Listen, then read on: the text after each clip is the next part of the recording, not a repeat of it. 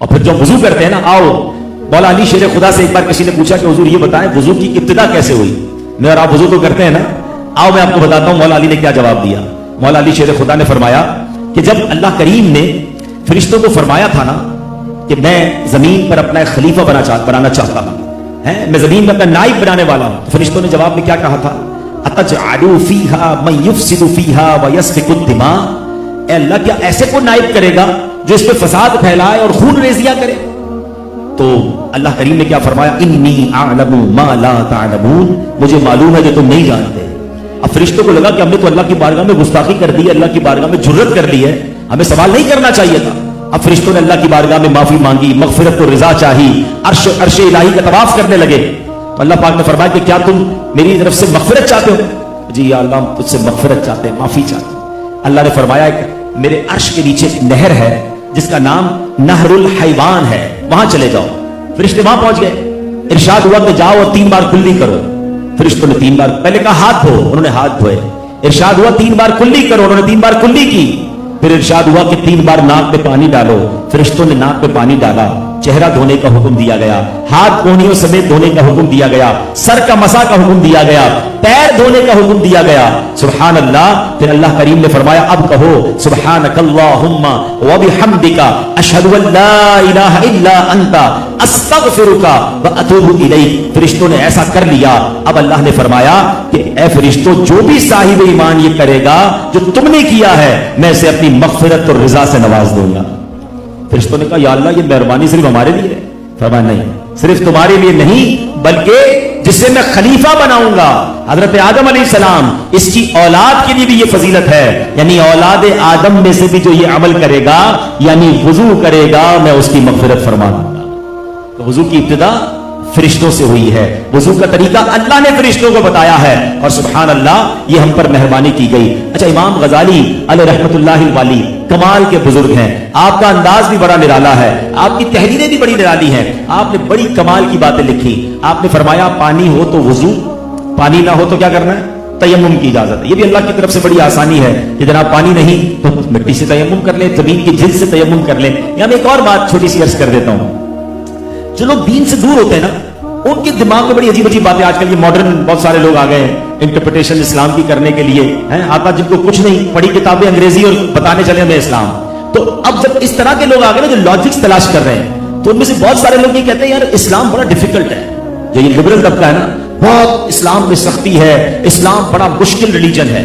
सच बताऊं, the most flexible religion on earth, कायनात में सबसे आसान अगर कोई मजहब है ना तो वो इस्लाम है। जितनी फ्लेक्सिबिलिटी इस्लाम में है, आए कोई हमसे बात करे, कभी इस मौजू पर मौका मिला तो अलग से बयान करेंगे। आप देखें कि इस्लाम में कितनी आसानी है। पानी नहीं है, मिट्टी से तयम्मुम, जमीन से तयम्मुम कर लो। नमाज, अगर आप मुसाफिर हैं आपकी नमाज कसर कर दी गई।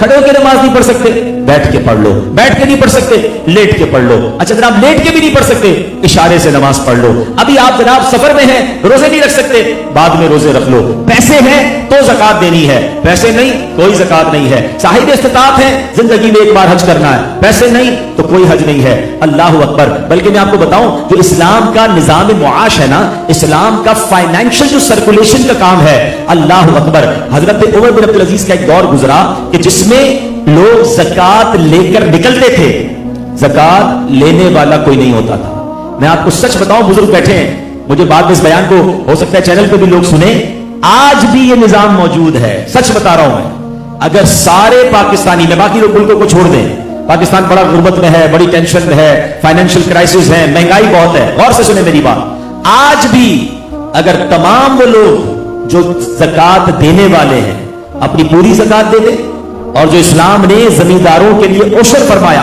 जो जिनकी जमीन की फसल है वो अपना उशर अदा कर दें, मैं आपको गारंटी दे सकता हूं कि पाकिस्तान में आप ज़कात लेकर निकलेंगे, ज़कात लेने वाला कोई नहीं होगा। गुर्बत खत्म हो सकती है, इस्लाम ने निजाम दे दिया है। प्रॉब्लम यह है, मुझे बताएं ना पाकिस्तान में कितने लोग पूरी ज़कात देते हैं? हम तो घूमते हैं पूरा पाकिस्तान, हमारा काम ही यही है। हमें अंदाजा है कि जितना अल्लाह ने उनको दिया है, उनकी ज़कात भी करोड़ों अरबों में बनती है, और वो कितनी ज़कात निकालते हैं। अगर हर मुसलमान जिसके ऊपर ज़कात वाजिब है ज़कात पूरी निकाले, जमींदार उशर अपना पूरा निकाल दे, आपको सोर्स लगानी पड़ेगी, यार मेरी ज़कात ले लो। बंदा कहेगा नहीं भाई ज़कात लेने वाला हमारे इलाके में तो कोई नहीं बचा है। یہ ہے اسلام. اتنا خوبصورت نظام اسلام نے دیا ہے کہ ایک دوسرے کا ہاتھ پکڑ لے, امیر زکات دے, غریب اپنے پیروں پر کھڑا ہو جائے گا. یا پرابلم یہ ہے ہم اسلام پر عمل نہیں کرتے, اسلام سے دور رہتے ہیں اور کہتے ہیں اسلام پر عمل کرنا بہت مشکل ہے. اتنا فلیکسیبلٹی ہے اسلام میں, اتنی آسانی ہے اسلام میں, ہر چیز کا سولوشن دیا ہے کہ اگر یہ کام نہیں کر سکتے تو اس کا یہ آلٹرنیٹ ہے, یہ کام کر لو. تو اب آئیے, وضو ہے, یا دوسرا طریقہ کیا ہے, پانی نہ ہو تو تیمم ہے. امام غزالی نے کمال کی بات فرمائی. امام غزالی فرماتے ہیں کہ آگ آج بھی بجھانے کے دو ہی طریقے ہیں جو بڑے بڑے ریلائبل ہیں, یا تو پانی ڈال دو ورنہ مٹی ڈال دو, اس سے کیا ہوگا, آگ بجھ جائے گی. امام غزالی کہتے ہیں جو بندہ وضو کرتا ہے, پانی نہیں تو تیمم کرتا ہے, یہ آگ یا یہ جو مٹی ہے نا جہنم کی آگ کو اسے بجھا دے گی. اچھا ویسے جتنی بڑی آگ ہو اتنا پانی چاہیے, بڑے بڑے کنٹینر بڑے بڑے ٹینکر لگانے پڑتے ہیں تب جا کے آگ بجھتی ہے.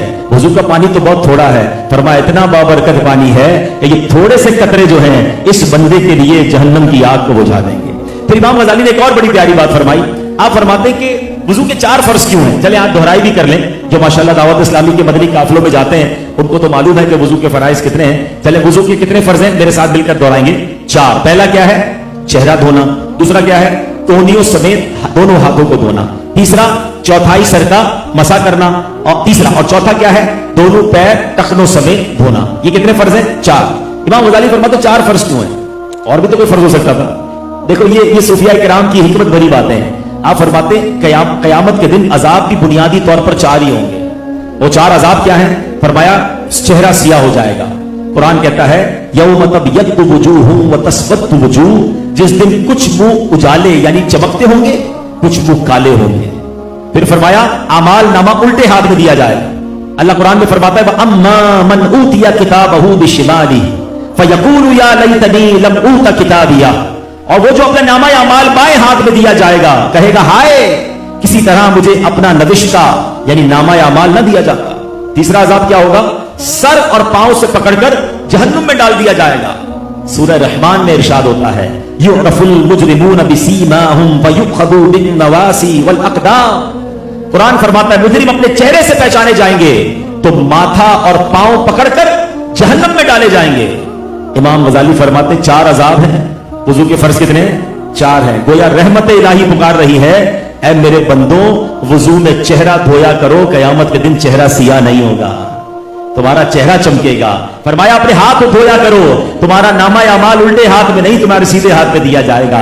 فرمایا سر کا مسا اور پیر دھویا کرو, تمہیں پیشانی سے پکڑ کر جہنم میں نہیں ڈالا جائے گا بلکہ تمہارے سر پر جنت کا تاج سجایا جائے گا. پیر دھویا کرو, تمہارے پیروں میں جہنم کی بیڑیاں نہیں پڑیں گی تو پل صراط پر تمہارے پیر ڈگمگائیں گے نہیں بلکہ پل صراط سے تم آسانی سے جنت میں داخل ہو جاؤ.